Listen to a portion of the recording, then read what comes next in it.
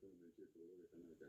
Yo te explicaba otra que hay cuestiones fundamentales que a veces cuesta, son tan sencillas, a veces las respuestas que se dan, y no es difícil, no hay dinero, no, esto, los libros, bueno. ¿Qué pasa cuando una criatura nace y pasa 5 años de su vida hablando más guaraní o únicamente guaraní y no tiene en el guaraní la noción de la concordancia?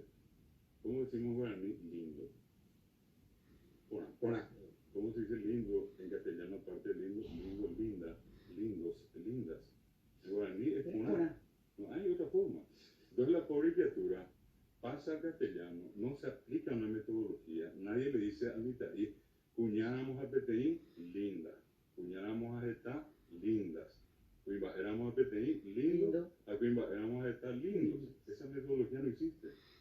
Como yo mismo aprendí, yo fui a gran adelante, yo aprendí a los golpes. Acá mi papá me tiraba la oreja, me mostraba el cinto, allá me iba la cosa, tampoco entendía nada. Bueno, así uno aprendió. Yo creo que en el Paraguay hay más sobrevivientes de la tortura lingüística en el campo de la educación. Sobrevivientes de una tortura. Porque es una tortura estar en una sala de clase con una enorme ilusión de querer entender algo y no poder entender. ¿Por qué? Porque el sistema no le está atendiendo. Yo llegué en algún momento, y cierro esta parte con esto, a sostener de que era una cuestión inclusive política. Cuanto más imbéciles, cuanto más gente ignorante tengamos, entonces hay una partida de gente que en el poder hace lo que se le antoja. Sego se cabe, sego se la pinduifil, pero resolvente en la tendencia de la gente. Deriva. Y Su derecho. ¿Y qué hace ese que sea un poco más? Arriba está ahí la areta, ¿de dónde cae madre? ¿De dónde está la madre? Qué importante el punto de inflexión, porque lo que nos acá, en síntesis, deriva su derecho, pero conserva su obligación. Y tal vez. Y se aprovechan unos cuantos, ¿cierto? ¿Cuánta gente habla correctamente castellano en Paraguay o habla bien castellano? ¿Cuántos tienen problemas de concordancia? A mí cuando me dicen, no, pero vamos a enseñar guaraní en la calle, entonces yo le digo a la gente, vamos a enseñar castellano en la calle. Yo no sabía, vos pido que querés, te voy a contar. Me voy en tu casa. Me voy en tu casa, se fue en encarnación. Sí. En vez de fue, ¿verdad? Es decir, tampoco estamos bien en castellano. No. Y esa es la consecuencia perversa de todo lo que estamos hablando, de un sistema que no atendió la necesidad de las lenguas, critiquen, transformen, hagan lo que quieran, pero eso que está allí no se puede enseñar como guaraní. ¿Y por qué no lo podemos hacer? Y en definitiva. la autoridad no permite. 20 años. Hace 20 años. ¿Se dan cuenta ustedes? Mira, hay notas. Nosotros llegamos a constituir una coordinadora de instituciones dedicada a la promoción de la lengua en sí proviva. Notas al ministerio, notas al parlamento, notas a nunca más. Y estos errores de Mapara, nosotros los tenemos en el 99. No son errores, son horrores en los libros de guaraní. Entonces entra el profesor y encuentra acá, por ejemplo, una palabra guají, con la tilde en la E, al lado guají con la tilde en la E, abajo guají en 3 líneas con la tilde en la E y en la E. El profesor se pregunta, ¿de dónde va al final? El alumno también, el papá y la mamá, y pues, esto es una cosa imposible de entender el guaraní. Nosotros llegamos a sospechar, ¿se hizo a propósito? ¿Por qué se mantuvo 20 años? ¿Será que eran 20 años para que finalmente la gente llegue a un estado de hartazgo? ¿Cómo se enseña guaraní? A tu criterio, David, va enseñando a la guaraní. Porque acá la crítica es así. Entonces no sirve lo que... Y vos mismo dijiste, va a enseñar, ¿cuál es tu idea? Los docentes en guaraní, ¿qué es lo que dicen que tenemos que hacer? Bueno, no hay que escribir. No, tampoco pasa por ahí. Una cosa importante, y quiero relacionar con lo que decía Menchi, quienes hacen mucha lectura de memoria a los que hablan guaraní. Porque no entienden nada, pues entonces leen y memorizan. Yo nunca olvidé una imagen, tengo hasta ahora en una escuela de graduación, colegio, terminaron de aprender y justo estuve al costado de la cantina escuchando a 2 muchachos ya grandes. Andé con base de bolsa, no pisiste con esa de pateada. No entendí, pisiste con esa de muy llegada. Y eso ocurre porque la gente al no entender que hace memoriza. Y por allí perdió una palabra y perdió todo, ¿verdad? Sí.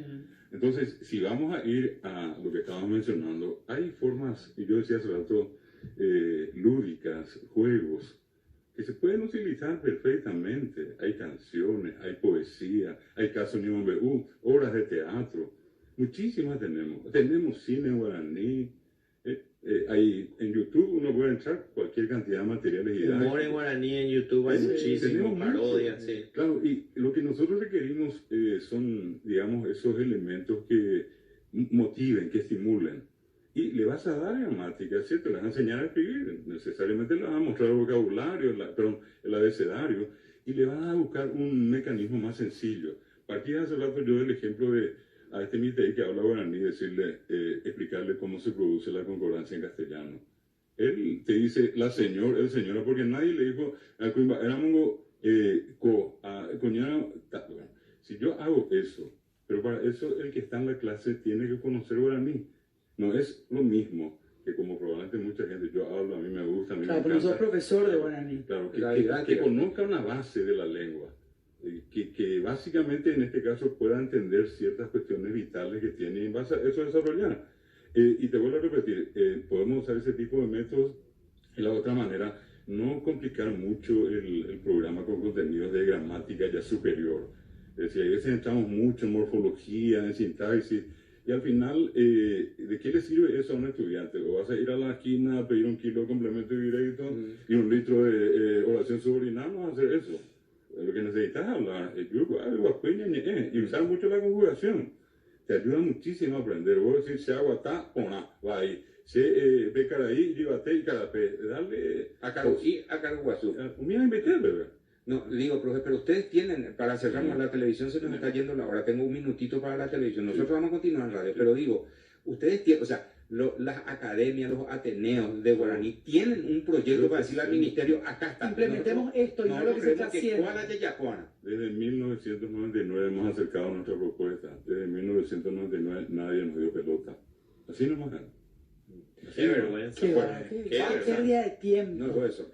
Esperamos haber contribuido algo con lo poco que hemos podido abordar el día de hoy de este tema de la situación actual, pero creo que hubo cosas importantes, tanto del profesor David como del profe Elías, para que tengamos por lo menos la posibilidad de instalar el debate en nuestra familia, en nuestros grupos. Hoy escuché en la radio y vi en la televisión que planteaban este tema. ¿Por qué no hablamos un poco, promover un poco también que la comunidad educativa, como se llama, asuma su responsabilidad que se establece en la propia Constitución Nacional? Somos responsables también y no solo el Estado. Vamos a hacer una pausa monumental. Para ustedes, muchas gracias por la atención. Nos vemos el lunes. ¿Sí? Buen fin de Sí. semana. Seguimos en un ratito con nuestros invitados.